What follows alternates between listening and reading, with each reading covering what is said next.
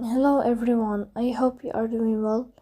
Today we will talk about how to fix or how to solve the problem of unknown error occurred on the application of Reddit.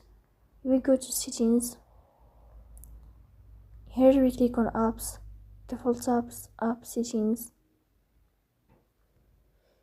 On above you search about Reddit app.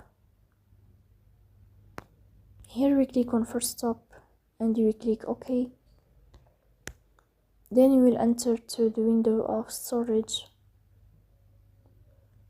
Here you will click on clear cache.